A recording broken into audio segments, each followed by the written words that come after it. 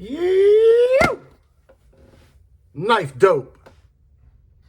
More dope. Come and get your figs.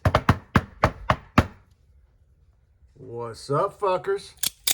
Your boy's back with a fresh batch of dope. Grail dope. That's right, people. The hits don't stop. Got a grail alert. That's right. This grail just landed today.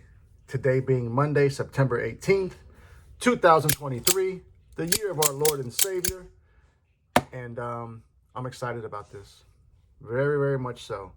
This is one that I had wanted for quite a while, and I had always seemed to miss it. But big shout out to DLT Trading for allowing me to secure this one to add to the collection.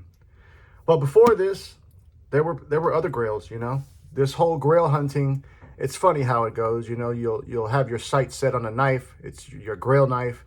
And then once you achieve it, you know, like you just got to find the next grail, you know. It's a sickness. I ain't going to shit you. Definitely a sickness. But before we get into this, I'm going to show y'all the progression of grail knives in my collection. I have 6 that came prior to this one. So before we get into this, we'll revisit the 6 knives that got us to this point. So let's go ahead and do that. But before we do that, if you do enjoy the content, I'd ask that you would share, like, comment, and most importantly, subscribe, goddammit. It does help the channel. It does trick that algorithm. And it does help your boy to go viral. Okay, enough of that shit.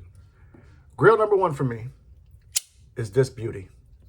We're looking at the Spyderco PM2 Tonto apparatus. Highly, highly sought after knife here. These are no longer in production. Word on the street is that they will be doing another run of these. This one is a Blade HQ exclusive. Full disclosure though, this is actually the second one that I got.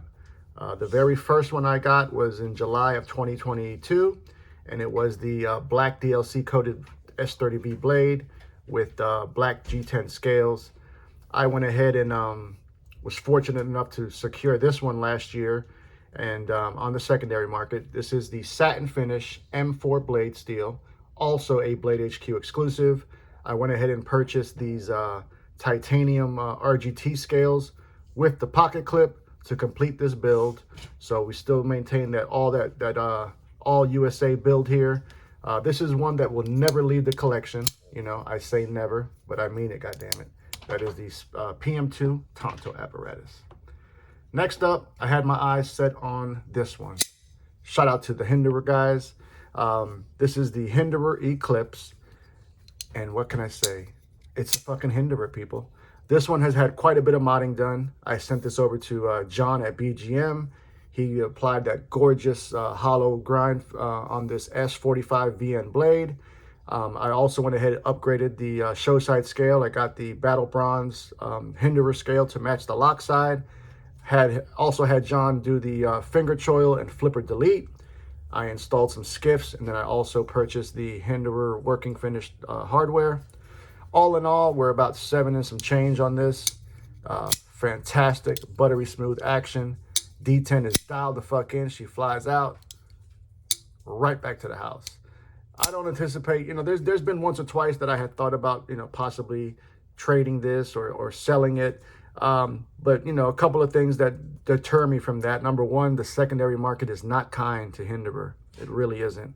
That, and I love the fucking thing, you know. I hate trading or selling my knives, man. I really do. But sometimes you have to. Fortunately, thus far, I have not had to. But that is grail number 2. Okay, grail number 3. Heading on back over to Spyderco. Big shout out to Brian from River's Edge Cutlery. This is the River's Edge Cutlery exclusive Spyderco Shaman. This was actually my first Shaman that I ever bought, and it's a good one. This is one that is highly sought after, you know, very limited run. The only way you're going to get these is on the secondary. However, I managed to get a brand new one on the drop, so just perfect timing. But we got this gorgeous CTS 204P blade with that beautiful FDE Cerakoted finish. We then got the avocado contoured green G10 scales, utilizing Spyderco's compression lock. Super fidgety as a fuck. Full disclosure, this is a safe queen. I don't think this has even cut any goddamn thing, you know.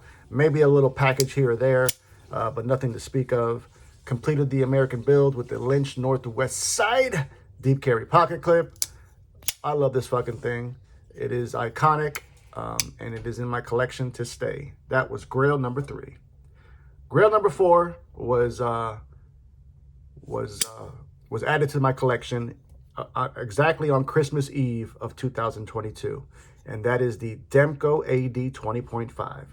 This is actually the only non-American grail knife in my collection, but it's a goddamn good one.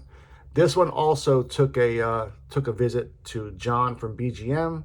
He did the beautiful hollow grind on this shark's foot blade, 3V blade steel, textured titanium. This was actually the 3rd Demko AD20.5 that I purchased. I had originally purchased a smooth titanium one, but that one was sold to a friend of mine, and then I ended up buying that bullshit AUS 10 one, you know, with the Grivery scales. That was trash. All the meanwhile, I had my eyes on this beauty, so I was fortunate enough to add it to the collection, and that was grail number 4 for me. Okay, we got 2 more. 2 more, goddammit, 2 more. This next one, you guys are definitely familiar with it. It is the favorite knife in the collection as of today, and that is going to be the McNeese PM Mac 2 3.5 rendition, an illustrious CPM Magna Cum Laude. That's right, Magna Cut.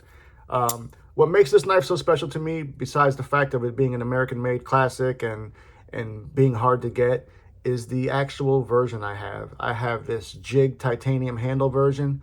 This, and I think besides the Tonto, this is probably the hardest version to get. It seems like there's not many of them. I don't see many people post pictures of this particular version. I was super fortunate and super lucky that I managed to snag this on the secondary. I paid a hefty price for it, but it's all worth it. I got it riding on skiffs. I also kept that American integrity by installing that MXG Gear deep carry pocket clip. Once again, snappy goddamn detent. She flies out, comes right back to the house. Love this knife. It is definitely gets a lot of use, a lot of pocket time, and that is the Mac 2 3.5 rendition. Okay, people, the last one until today, and it's my most recent acquisition, and it's a goddamn good one. We're talking about the Oz Roosevelt, and it's the more I look at it, I just get I get fucking you know, I freeze up. Goddamn it! This one is really special. This is one of the earlier ones. This was, I think this was limited to, I believe, 500. So this is one of the first 500 they made. This one, to be exact, is number 457. We've got that beautiful dual ano finish with that golf putter pattern, or rather etching.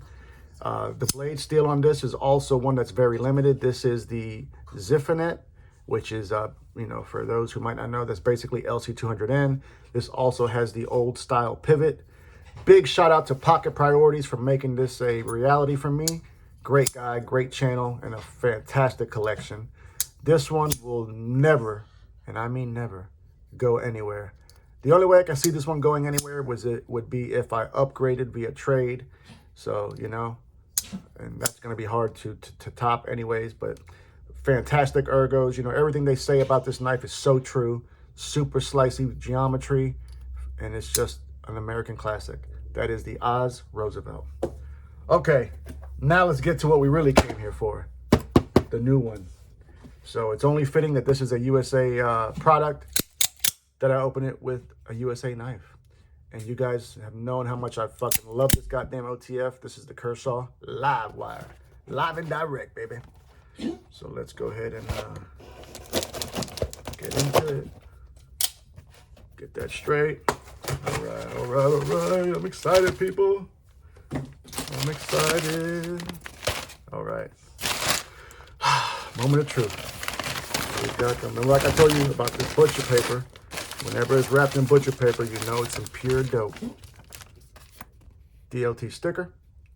Uh-oh. We've got a Demko. We've got a Demko. This shit is mine. This shit is mine. DLT soldier rag. That's a big one. This one right here, like I said, is super super sought after, and they drop occasionally. Big shout out to Duty for notifying me of this drop. This is the AD20. Pure goddamn American dope. So let's see it. I had wanted this for the longest time. Then I took kind of a break from pursuing it because I felt I was always missing it. Now, this was not the version that I really wanted out the gate, but that's irrelevant because I have already ordered some new Original Goat titanium linerless scales. It's a pre-order on the scales. I won't get them till October. So in the meantime, I will be carrying it like this. This comes in at $450. Just look at this fucking thing. We've got 5.05 inches in the closed position. Yellow G10 textured scales.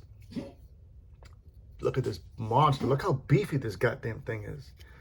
This only has the cutout for your deployment. Shit. That just feels so much different than the fucking 20.5. It just feels so goddamn robust, solid. Definitely is thicker. Let's compare it right quick. Where is that?